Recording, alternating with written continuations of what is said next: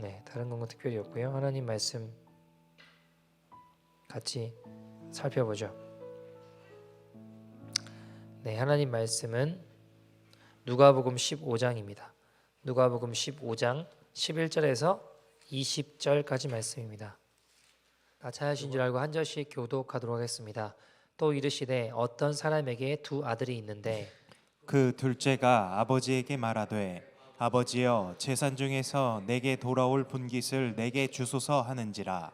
아버지가 그 살림을 각각 나누어 주었더니 그 후 며칠이 안 되어 둘째 아들이 재물을 다 모아 가지고 먼 나라에 가 거기서 허랑방탕하여 그 재산을 낭비하더니 다 없앤 후 그 나라에 크게 흉년이 들어 그가 비로소 궁핍한지라. 가서 그 나라 백성 중 한 사람에게 붙어 사니 그가 그를 들로 보내어 돼지를 치게 하였는데 그가 돼지 먹는 쥐업 열매로 배를 채우고자 하되 주는 자가 없는지라.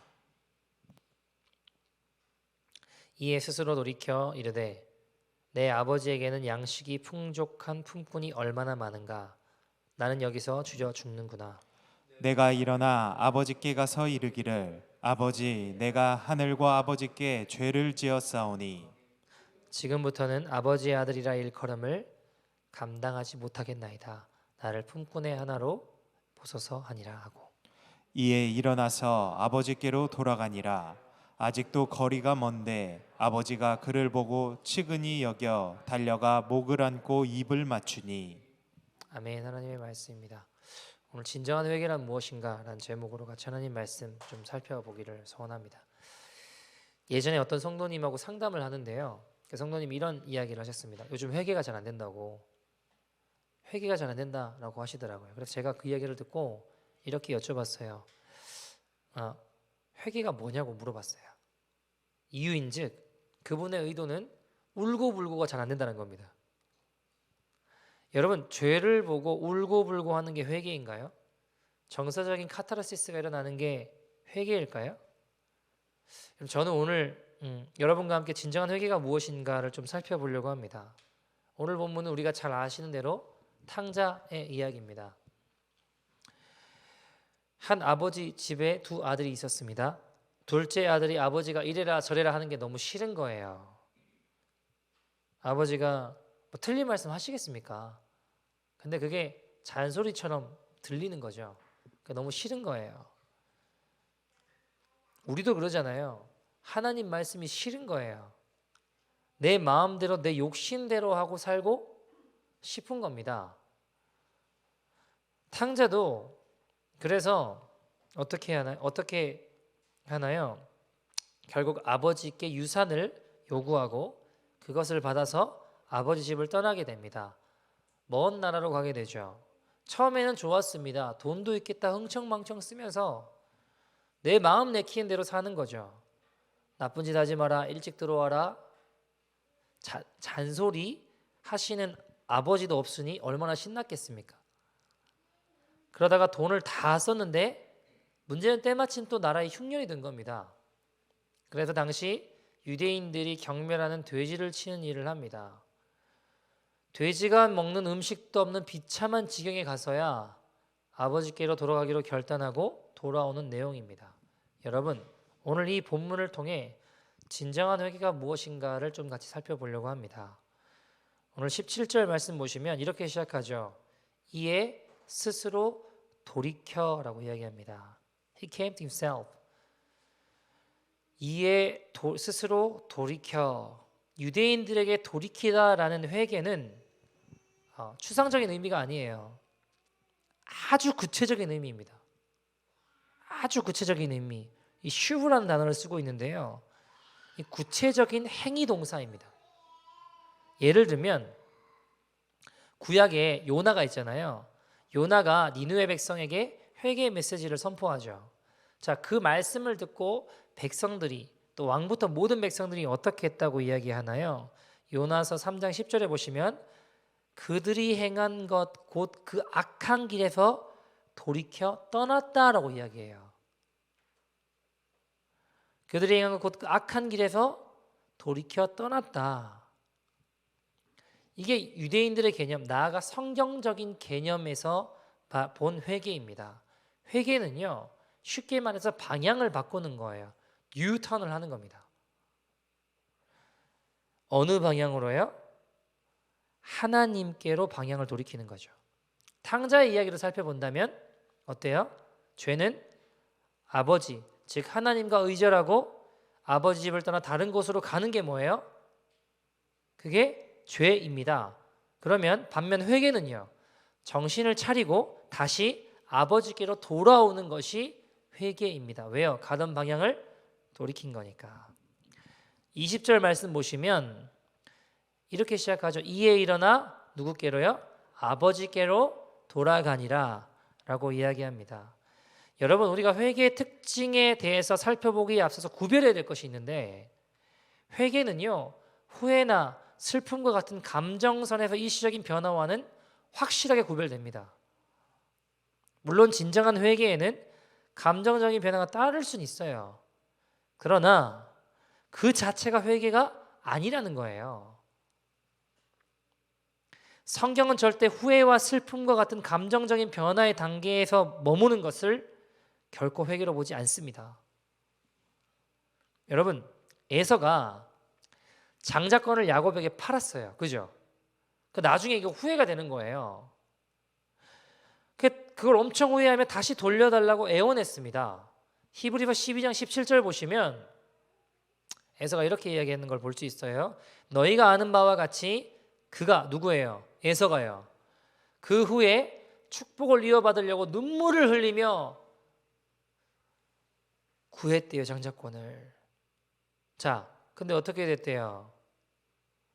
버림받아 회개할 기회를 얻지 못하였다. 눈물을 흘리며 구했지만 회개할 기회를 얻지 못했다라고 이야기하고 있습니다. 가룟 유다도 예수님 배신하고 이거 내가 잘못했구나라는 걸 깨달았어요? 못 깨달았어요? 깨달았다고요. 뼈를 깎는 듯한 후회의 감정과 슬픔에 북받쳤지만 그는 자살로 인생을 마감했습니다. 성경은 그것을 회개로 보지 않아요. 마태복음 27장 3절에서 5절 가룟 유다의 모습이 나옵니다. 같이 읽어볼까요? 시작. 그때에 예수를 판 유다가 그의 정죄됨을 보고 스스로 뉘우쳐 그 은 30을 대제사장들과 장로들에게 도로 갖다 주며 이르되 내가 무죄한 피를 팔고 죄를 범하였도다 하니 그들이 이르되 그것이 우리에게 무슨 상관이냐 내가 당하라 하거늘 유다가 은을 성소에 던져놓고 물러가서 스스로 목매어 죽은지라. 아멘. 여러분, 유다는 3절 보시면 그 정죄함을 보고 스스로 뉘우쳤다라고 이야기를 해요. 감정적으로 이게 문제구나, 잘못됐구나 했는데 결국 그의 인생은 뼈를 깎는 듯한 후회의 감정과 슬픔에 북받쳤지만 뭘로 마감돼요? 자살로 마감된다고요. 이걸 성경은 회개라고 이야기하지 않습니다. 그럼 진정한 회개가 무엇인가? 오늘 탕자 이야기를 통해 좀 회개의 특징에 대해서 좀 살펴보려고 하는데요. 진정한 회개의 첫 번째 특징, 정확한 자기 인식이 이루어지게 됩니다. 참된 회개가 감정적인 후회나 슬픔과 확실히 구별되는 것은 그에 합당한 열매가 보인다는 겁니다. 먼저 우리가 살펴볼 것은 탕자가 제정신이 들자마자 탕자 입에서 나온 자주 섞인 고백입니다. 17절 말씀에 뭐라고 어떻게 돼 있죠? 17절 말씀 보니까 이에 스스로 돌이켜 이르되, 같이 읽어볼까요? 내 아버지에게는 양식이 풍족한 품꾼이 얼마나 많은가. 나는 여기서 줄여 죽는구나. 나는 여기서 줄여 죽는구나. 여러분, 우리가 이 고백을 통해 아버지에 대한, 내 아버지에게는 이렇다, 나는 여기서 줄여 죽는구나, 아버지에 대한 탕자의 중요한 변화가, 아버지에 대한 인식이 바뀐 걸 알 수 있어요. 여러분, 그전에는 아버지는 어떤 존재였어요? 나를 참견하고 간섭하고 힘들게 하는 사람이라는 인식이었어요. 그죠? 집을 박차고 나올 때까지만 해도 아버지는 그저 완고하고 자신을 속박하는 귀찮은 존재였습니다. 집 떠나가지고 완전히 고생하고 완전히 망가지고 제정신이 드니까 아버지에 대한 사고가 탕자가 확실히 변화된 걸 볼 수 있어요. 탕자가 그저 뭐 날품팔이 풍꾼들에게까지도 관대하고 친절하고 인정이 많았던 이 아버지의 모습이 떠오른 겁니다. 여러분, 아버지에 대한 이 태도 변화가 먼저 생기죠. 근데 동시에 탕자 오늘 같이 읽어본 17절 말씀 보시면 자신의 처지에 대해서도 정확하고도 냉정한 평가를 나타내요. 탕자의 고백을 볼 때 그는 초라한 돼지치기로 전락한 자신의 처지를 인식하고 있어요. 나는 여기서 주려 죽는구나. 나는 여기서 주려 죽는구나. 말 그대로 내가 정말 죽게 되었다라는 겁니다. 내가 죽을 자인지 죽을 상황에 처한 죽을 자인지를 알게 된 겁니다. 여러분, 내가 정말 죽일 죄인이라는 것을 깨닫는 것이 진정한 회개의 시작입니다. 참된 회개에 이르지 못하는 자들은 언제나 자기가 얼마나 궁핍한 처지에 놓였는지를 솔직하게 고백하기를 꺼려합니다. 여러분, 바리새인들 서기관들 어땠나요? 교만하고 남의 이목을 늘 의식하며 살아가는 그들의 모습. 자신의 죄를 인정하는 것이 죽기보다 싫고 또 어려웠습니다. 그래서 예수님은 마태복음 9장 12절에 뭐라고 이야기하셨죠? 건강한 자에게야 의사가 쓸데 없고, 건강한 자에게는 의사가 쓸데 없고 병든 자에게라야 쓸데 있다. 여러분, 죄인임을 아는 자에게 복음이 복음돼요. 탕자의 이 자주 섞인 고백, 나는 주려 죽게 되었구나. 참된 회개에서 나타나는 이 아버지에 대한 하나님이죠. 자신에 대한 인식의 변화를 보여줘요. 회개하기 전에 죄인들에게는요, 하나님은 그저 나를 속박하고 군림하고 귀찮게 하는 존재일 뿐이에요. 왜 하나님 말씀대로 살아야 돼? 왜 나를 귀찮게 하나? 왜 나를 힘들게 하나? 그러면 하나님 없이도 세상을 당당하게 잘 살아갈 수 있다라고 믿는 거예요. 하지만 참된 회개에 이른 죄인들에게는 하나님은요, 인자와 자비와 긍휼이 풍성하신 분으로 새롭게 다가오게 되는 겁니다. 그리고 나는요, 하나님의 그 긍휼과 자비가 없이는 한순간도 살아갈 수 없구나. 한순간도 살 수 없구나. 나는 곧바로 주려 죽을 수밖에 없는 비참한 존재라는 걸 뼈저리게 느끼게 인식하게 됩니다.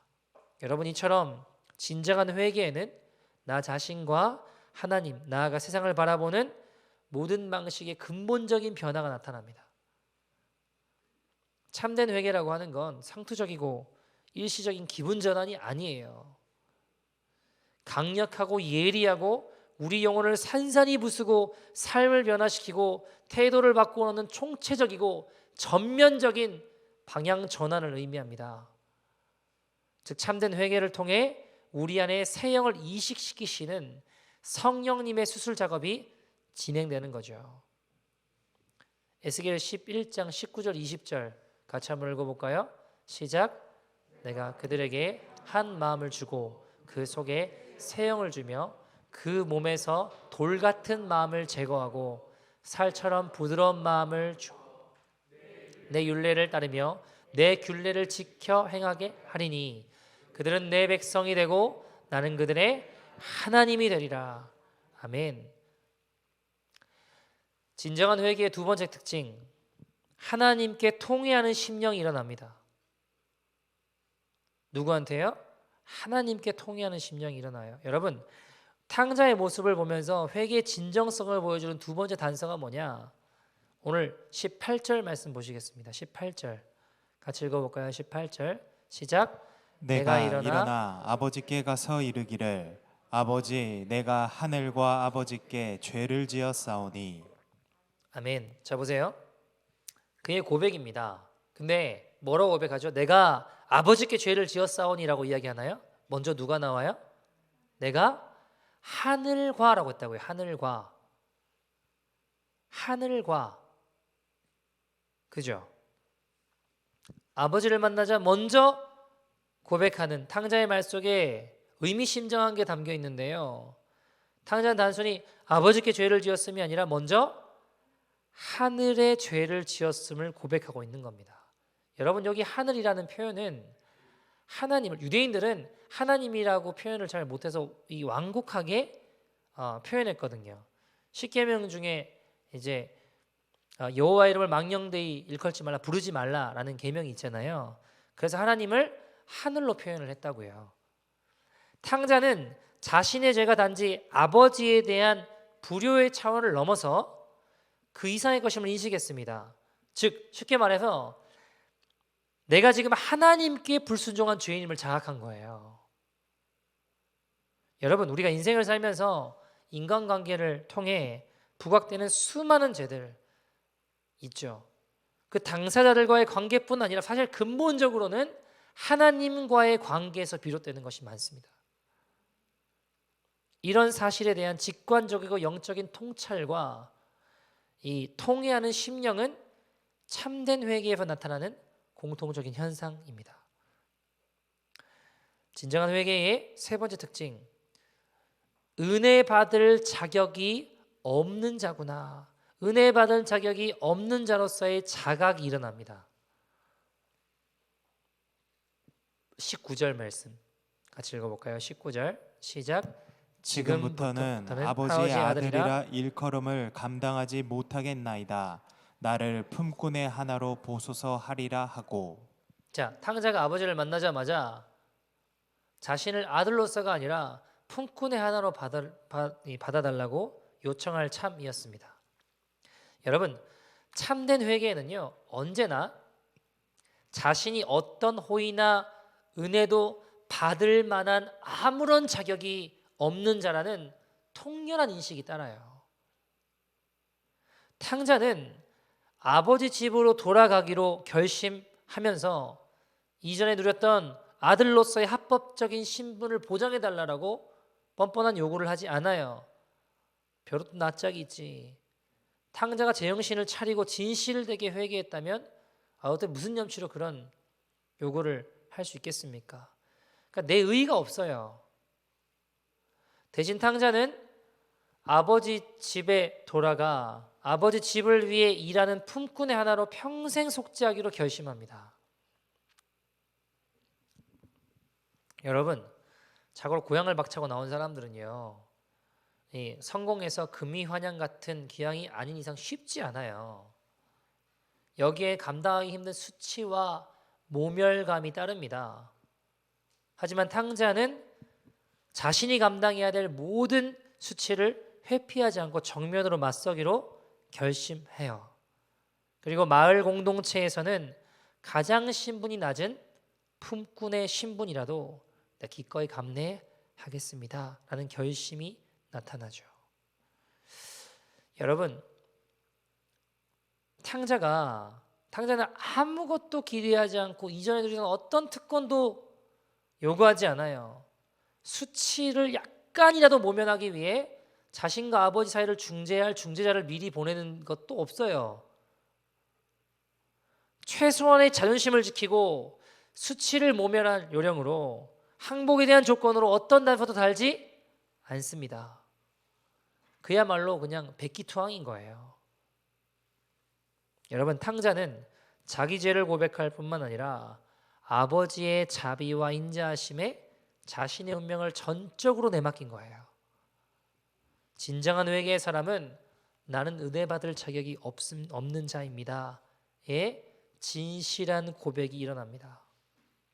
진정한 회개의 네 번째 특징, 마지막인데요. 자신의 과오에 대해, 자신의 잘못에 대해 기꺼이 책임지려는 모습을 가지게 됩니다. 탕자는 이전에 누리던 아들의 신분으로서가 아니라 품꾼의 하나가 돼서 일평생 아버지 집을 위해 봉사하기로 결심했죠. 여기서 여러분, 품꾼이라고 하는 게 이 표현을 좀 살펴보면 탕자가 지금 어떤 모습으로 어떤 책임을 지려는 자의 모습인지를 좀 살펴볼 수 있는데요. 여기서 말하는 품꾼은 이 회개의 속성이라고 볼 수 있는 것인데요. 여러분 품꾼이라고 하는 게 헬라어로 보면 미스디오스라는 표현을 쓰거든요. hired servant, 그러니까 고용된 종이에요. 괜찮은 거 아닌가 이런 생각 들잖아요. 여러분 우리말로 최대한 가깝게 표현하면 날품팔이 같은 그 정도인데 고대 사회에서는요 우리가 이 하인, 종 같은 개념들이 굉장히 광범위했습니다.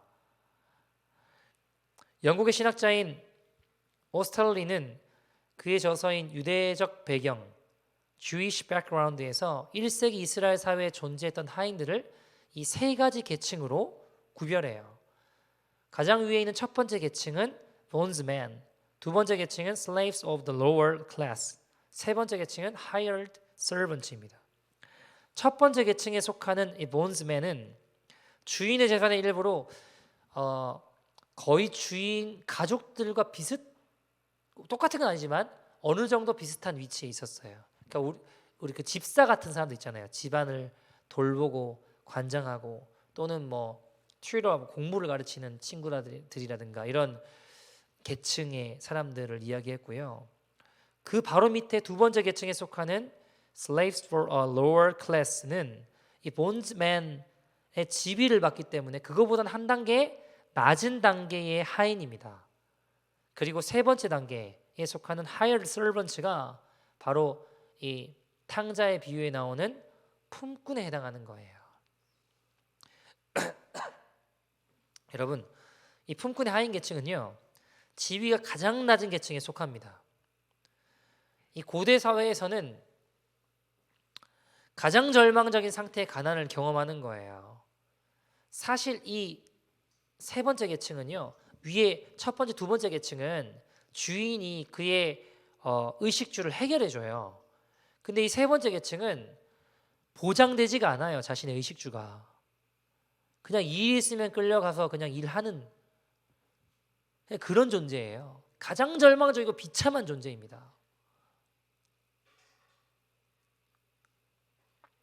근데 탕자가 지금 아버지 집으로 돌아가기로 결심을 하고 이 세 번째 계층에 해당하는 가장 절망적인 그것을 내가 받아들이고 수용하고 그 태도로 나아가겠다라는 마음을 가지고 있는 거예요. 여러분, 이 품꾼의 신분이 되겠다고 계획하는 건 회개의 측면에서 우리에게 시사하는 바가 굉장히 큽니다. 우리는 회개하면 회개합니다. 잘못했습니다. 라고 말하면 입으로만 때우는 것으로 생각하기 쉽죠. 근데 회개에는요 반드시 내가 저지른 죄악에 대해서 행동에 대해서 책임지라는 자세가 동반된다는 겁니다. 그래서 주님의 말씀에 예배드리러 오다가 형제랑 불화한 게 생각나면 예물을 제단에 놓고 가서 화해하고 와서 예물을 드리라고 하잖아요. 뭐 잘못했는데 괜찮은 애가 아니라 가서 해결하고 오는 거예요.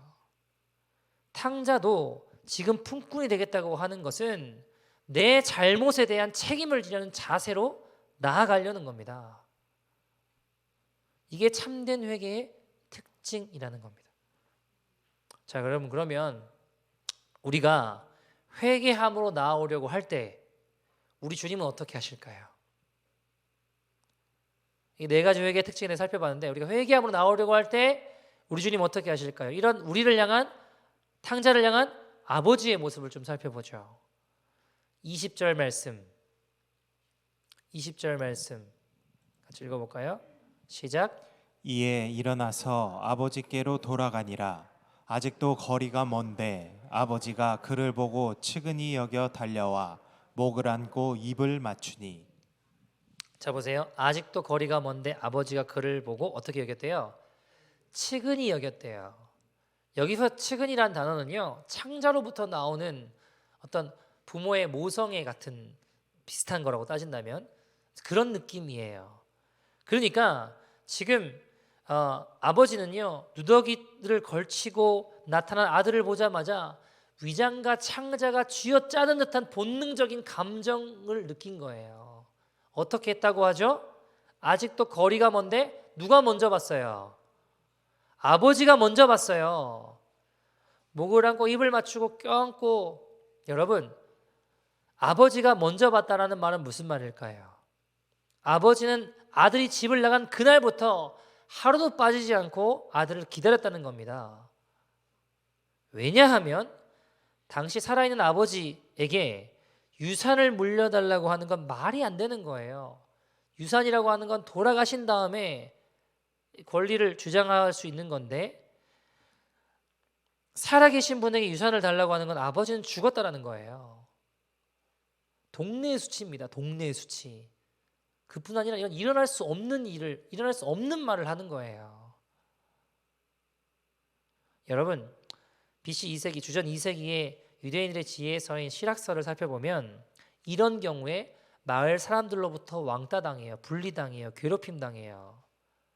집단으로 괴롭힘당하고 또 마을 불량배 같은 이들로부터 위협도 받게 되어 있습니다.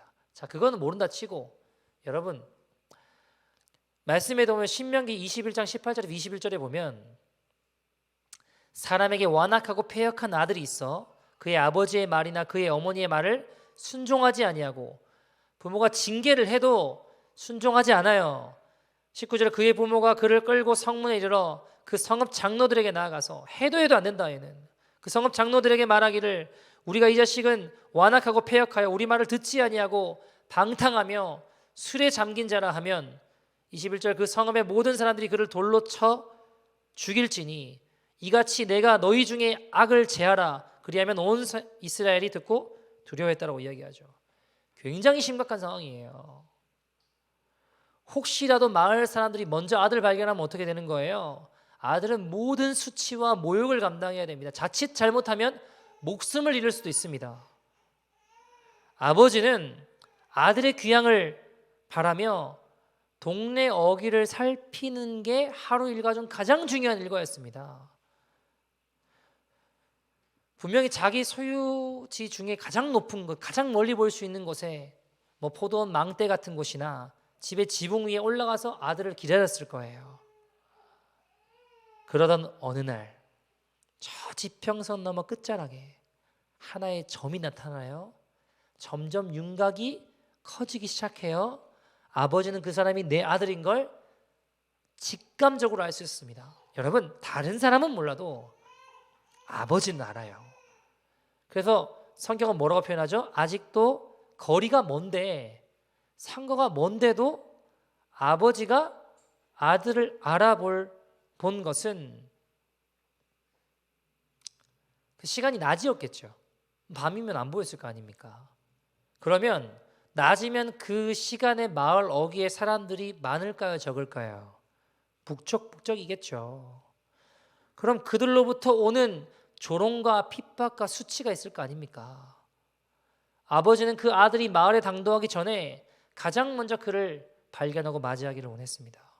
그건 탕자로 낙인 찍힌 아들이 아버지와 화해하지 않은 채로 마을 입구에 들어서면 마을 사람들로부터 당하게 될 온갖 조롱과 수치와 욕설과 심하면 폭행으로부터 아들을 보호하기 위해서예요.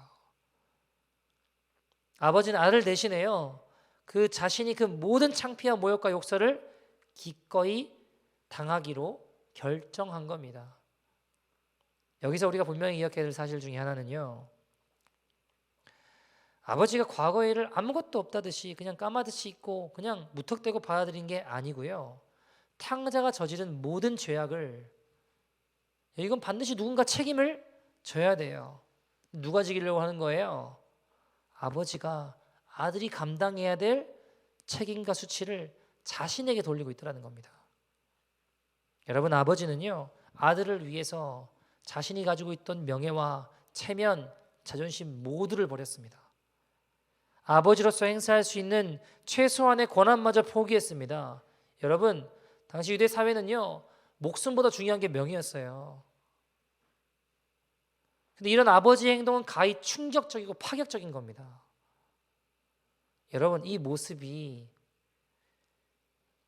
정확하게 예수님 행하실 그 십자가의 구속 사역에 대한 완벽한 예표가 되죠. 여러분, 아버지가 아들을 보고 달려가서 어떻게 했다고 하죠? 와락 안 왔다라고 표현하고 있어요. 그죠? 20절을 보니까 안 왔다라고 표현하고 있어요.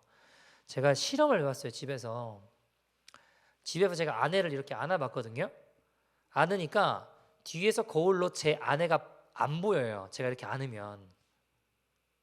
저보다 덩치가 작으니까 제가 이렇게 안으면 거울 뒤에 놓고 봤는데 거울로 아내가 안 보여요. 아버지가 아들을 안았습니다. 그러면 마을 쪽 뒤쪽에서 보면 아들이 보여요, 안 보여요? 안 보여요. 아들을 향해 날아오는 모든 수치와 조롱, 욕설, 고통, 아픔은 아버지 등으로 다 받으시는 거예요.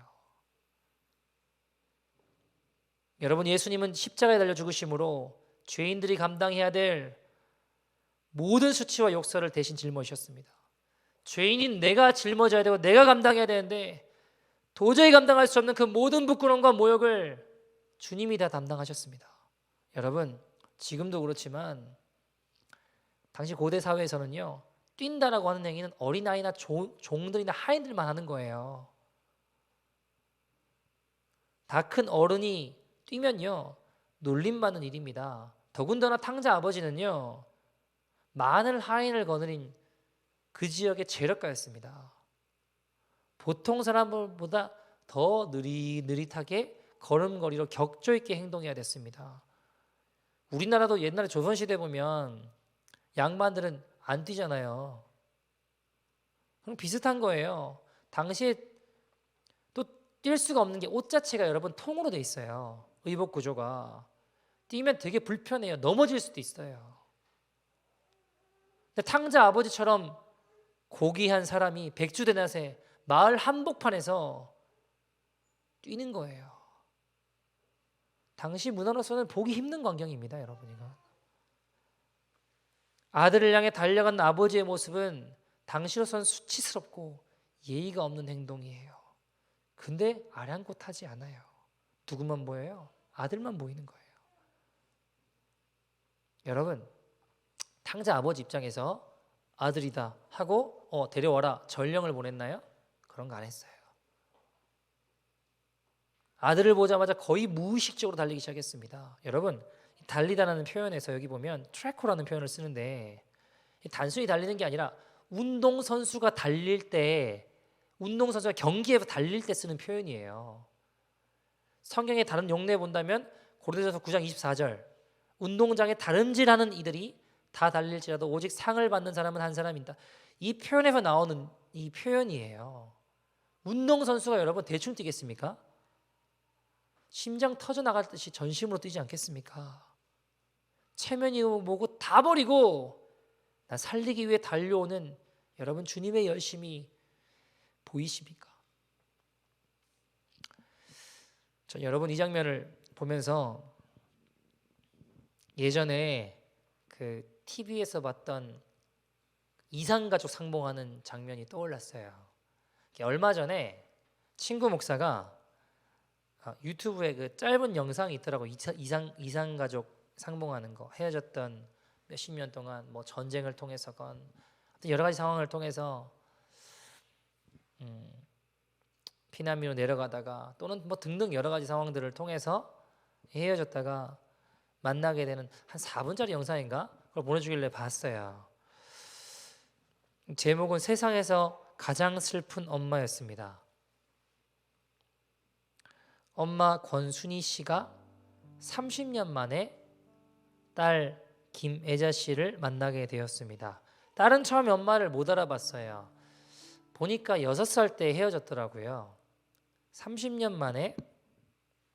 근데 엄마는 보자마자 알아요. 엄마는 그 서로 뭐 TV 같은 걸로 이렇게 보이던데 보니까 이게 딸은 뭐 제주도에 있고 엄마는 서울에 있고 뭐 그러더라고요. 예전의 일들을 막 물어보는 거예요. 어떻게 헤어졌냐? 언제 헤어졌냐? 6살 때 부산에서 헤어졌어요. 특징들을 물어봐요. 목에 흉터가 있대요. 딸이 진짜 목에 흉터가 있는 거예요. 그거 확인하자마자 막 엄마 하고 막 울고 하는데 여러분 6살 때 헤어졌으니까 30년 만에 만난 거예요. 근데 엄마는 끝까지 찾아내는 거예요. 이춘자 씨랑 정덕순 어머니라는 분도 나왔는데 보자마자 바로 알더라고요. 그래서 질문을 해요. 어디서 헤어진지 아냐? 우리 어디서 헤어졌냐? 하니까 이 딸이 어딘지는 잘 모르겠는데 엄마가 10밤만 자고 온다고 했다고. 근데 안 떨어지려고 막 안 떨어지려 하니까 엄마가 10밤 지나면 오겠다 하고 울면서 동생을 맡겨놓고 10밤만 자면 오겠다고 했는데 엄마가 이 약속을 못 지킨 거예요. 사정이 있어서 2달 만에 가보니까 이 딸하고 동생하고 없는 거예요. 그렇게 30년이 지났습니다. 보자마자 그 이야기들을 서로 나누는데 10밤만 자면 온다고 했다고, 동생 맡겨놓고 떠났는데 안 왔다고, 30년 만에 찾아서 화면으로 서로 보는데 엄마 하고 막 우는데 제가 참 눈물이 많이 나더라고요. 어떤 사연은 보면 전쟁통에 아이를 잃어버리고 그때 헤어질 때 특징이 목에 흉터가 있었대요. 서로 이야기하는데 알아보는 거예요. 여러분 단순히 우리나라에 있는 사람 찾는 정도가 아니고 지구 반대편에서 찾더라고요. 어떤 분은 대구에 있고 로스앤젤레스 미국의 지구 반대편에 있는데도 찾아내더라고요. 꿈에도 그리던 자녀를, 동생을 보자마자 감정에 북받쳐 울음을 터뜨리고 심지어 막 오열을 하고 대성통곡을 하면서 얼싸안고 우는 장면들을 보니까 저도 눈시울이 붉어지더라고요. 그 긴 세월 동안 기억하면서 찾아내는 거예요. 여러분 쉽지 않아요. 5년 10년만 지나도 친구들도 잊어버리고요. 도움을 준 사람도 받은 사람도 잊어버리기 일쑤입니다. 그런데 수십 년 동안 그 긴 세월 동안 포기하지 않고 얼마나 시간이 많이 지났건 얼마나 많은 노력이 들건 기울이건 내가 무슨 대가를 치러서라도 어떤 희생을 치러서라도 너를 찾아낼 거야. 나는 너를 포기하지 않아. 이 마음이지 않을까요? 그 자녀를 찾는 부모의 마음, 탕자를 찾는 부모의 마음. 저는 이 마음, 이 어미의 열심, 이 포기하지 않고 자녀를 찾아내는 혼신적인 열심이 오늘 저와 여러분을 포기하지 않으시는 하나님의 열심으로 보였습니다. 네가 얼마나 엎어져 있건, 얼마나 실패했고 무너져 있건, 네가 어디까지 멀어졌다고 해도, 아무리 세월이 오래 갔다고 해도, 내가 무슨 대가를 치러서라도 내 하나뿐인 아들 예수를 십자가에 못 박혀 죽인다고 해도, 무슨 희생을 치러서라도 너를 찾아낼 거야. 너를 포기하지 않아. 우리 주님 우리에게 이렇게 말씀하십니다. 이사야서 49장 15절 16절. 여인이 어찌 그 젖먹는 자식을 잊겠으며 자기 태에서 난 아들을 긍휼히 여기지 않겠느냐. 그들이 혹시 잊을지라도 나는 너를 잊지 아니할 것이라. 내가 너를 내 손바닥에 새겼다.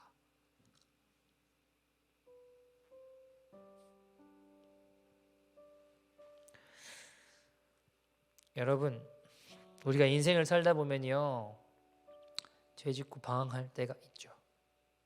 야, 주님 나 같은 건 이제 잊으실 거야 하는 깊은 절망의 늪에 빠질 때도 결코 우리를 잊어버리지 않으시는 분이 계십니다. 손바닥에 새기신 그 사랑으로 우리가 인생이 너무너무 힘들고 아무도 내 이런 모습은 사랑하지 않아 하는 두려움 가운데서도 은혜를 주시는 분이 계세요. 여러분, 은혜가 더 큽니다. 내 수치보다, 내 죄악보다, 내 상처보다 하나님의 은혜가 더 큽니다. 여러분, 우리가 내가 겪는 고통과 아픔을 또 넘어지고 실패하고 죄악의 구렁텅이에 빠져 도저히 스스로 해결할 수 없는 탕자 같을 때, 내가 스스로 해결할 수 없으니까 주님이 하늘 보좌를 다 버리시고 우리에게 찾아와 주셨어요. 우리에게 오셨습니다. 내가 갈 수 없으니까 주님이 달려와 주셨어요.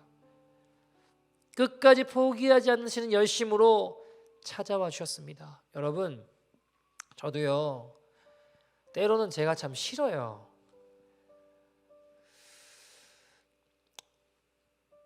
죄짓고 부족하고 넘어지고, 야, 정말 박종민, 네가 왜 목회를 해가지고 귀한 성도님들 시험 들고 힘들게 하냐? 왜 너 같은 놈이 목회를 해가지고 귀한 성도님들 마음을 어렵게 하냐? 실력도 능력도 자격도 없는데 내가 붙들고 있는 건가? 그런 생각해요. 주님 죄송합니다 하며 눈물로 마음을 지새기도 합니다. 그런데 이런 보잘것없는 자를 포기하지 않으시고 찾아와 주시는 은혜, 내가 일어설 수 없으니까 찾아오셔서 일으켜 주시는 은혜. 여러분, 그 찬양 있잖아요. 은혜 아니면 나서지 못하네, 십자가의 그 사랑, 능력 아니면 나서지 못하네. 여러분, 그 은혜 아니면 우리가 어찌 살 수 있겠습니까? 손바닥에 새기신 그 사랑으로 우리를 잊지 않으시고 끝까지 찾아와 주시는, 우리를 향해 달려오시는 그 와락 안으셔서 주님 십자가 그 등 뒤로 우리의 모든 수치와 아픔과 눈물과 죄악을 다 감당하시는 그 은혜 아니면 여러분, 우리가 어찌 살 수 있겠습니까? 우리가 이 시간 좀 찬양하고 같이 기도했으면 좋겠는데요. 하나님, 우리에게 참된 회개의 영을 부어주시옵소서. 도저히 주님께 다가갈 능력도 힘도 없는 우리에게 주님 오늘 그 은혜로 찾아와 주시옵소서. 달려와 주시옵소서. 그 고백으로 우리 이 찬양하며 나갔으면 좋겠습니다. 어둠 속 헤매던 내 영혼, 어둠 속에 매이던 내 영혼, 갈 길 몰라 방황할 때에 주의 십자가 영광의 그 빛이 나를 향해 비추어 주셨네. 주홍 빛보다 더 붉은 내 죄가, 주홍 빛보다 더 붉은 내 죄, 그리스도의 피로 씻기어 완전한 사랑, 완전한 사랑, 주님의 은혜로 새 생명 주께 얻었네. 은혜 아니면, 은혜 아니면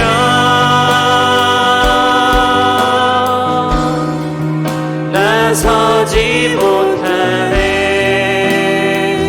십자가의 그 사랑, 십자가의 그 사랑, 능력 아니면 나서지 못하네. 은혜 아니면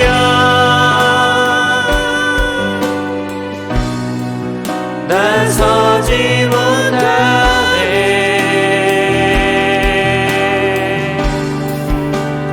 놀라운 사랑, 그네 아니면 나서, 주님의 은혜가 아니면 나 살 수 없습니다. 은혜 아니면, 은혜 아니면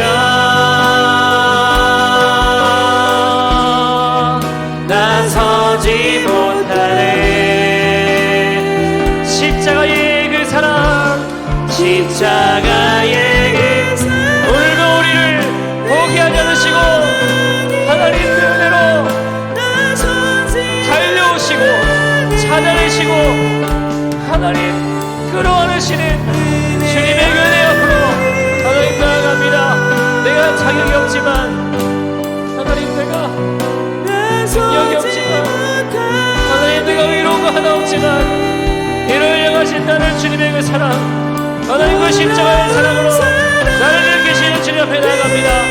하나님 우리에게 참된 회개의 영을 부어주시옵소서. 도저히 이렇게 당할 능력도 힘도 없는 우리에게 그 은혜로 찾아와 주시옵소서. 그 은혜로 달려와 주시옵소서. 나같이 주의 이름 부르고 동서로 기도했습니다. 주여